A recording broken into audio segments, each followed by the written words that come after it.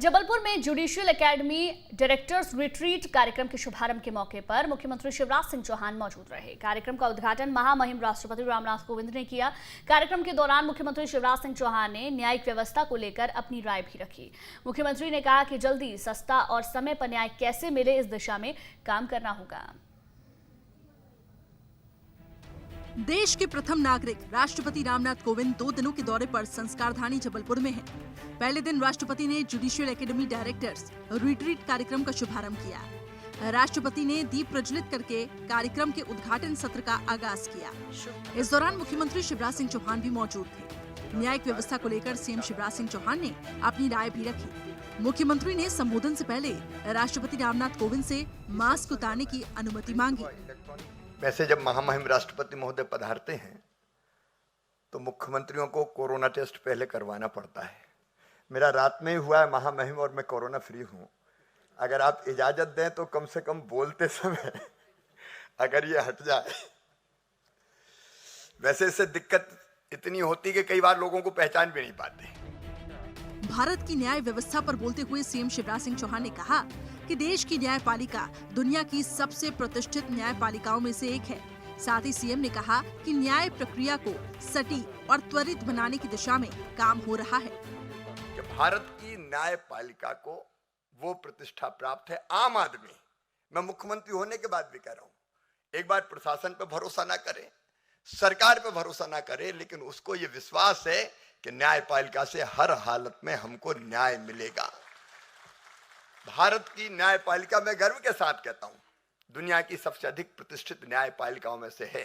और अभी नीरव मोदी वाले मामले में जब नीरव मोदी ने यह कहा कि नहीं मुझे वहां न्याय मिलेगा, तो लंदन की अदालत ने कहा कि भारत की न्यायपालिका की अपनी प्रतिष्ठा है। ये सारी दुनिया जानती है। समय के साथ साथ हम जानते हैं कि न्याय देने में जटिलता है। पहले केवल क्रिमिनल और सिविल के मामले होते थे, लेकिन अब तो साइबर क्राइम के अनेकों पक्ष है, जिस पर हमें केवल न्यायपालिका को नहीं, प्रशासन को, पुलिस को भी कई तरह की तैयारियां करनी पड़ेगी। दक्ष मानव संसाधन हमें चाहिए और दक्ष मानव संसाधन के साथ साथ हमको कई आधुनिक टेक्नोलॉजी का उपयोग हमको करना पड़ेगा। तो उस दिशा में भी हम प्रयासरत हैं। मुख्यमंत्री शिवराज सिंह चौहान ने न्यायिक परिचर्चा के मंथन से अमृत निकलेगा, जिससे देश के सभी लोगों को फायदा होगा। वक्रतुंड महाकाय कोटि सूर्य संप्रभा निर्विघ्नं कुरु मे देव सर्व कार्येषु सर्वदा। हमारे विचारों का ये मंथन जो शिक्षण और प्रशिक्षण बहुत जरूरी है समय पर न्याय देने के लिए, उसके लिए आयोजित है।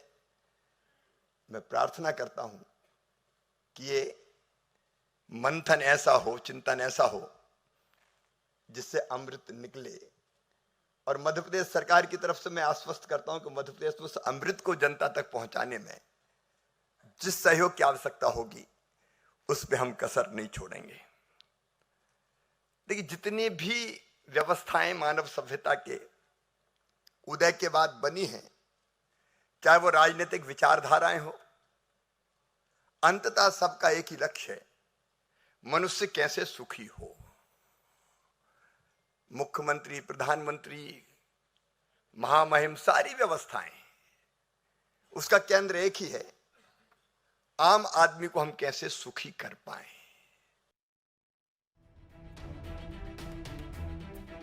राष्ट्रपति रामनाथ कोविंद ने भी कार्यक्रम को संबोधित किया।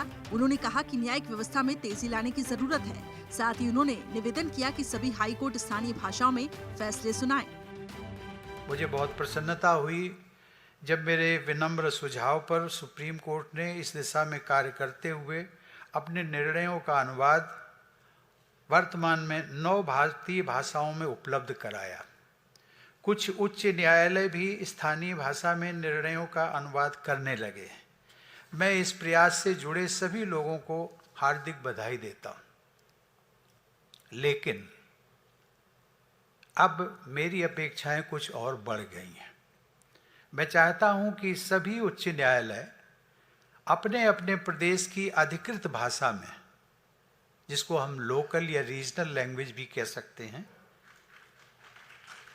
जनजीवन के महत्वपूर्ण पक्षों से जुड़े निर्णयों का प्रमाणित अनुवाद जिस प्रकार से सुप्रीम कोर्ट में होता है साइमल्टेनियसली उपलब्ध व प्रकाशित कराएं, ताकि हम न्याय व्यवस्था में एक बहुत ऐतिहासिक कदम हम आगे बढ़ करके एक इतिहास रच सकते हैं।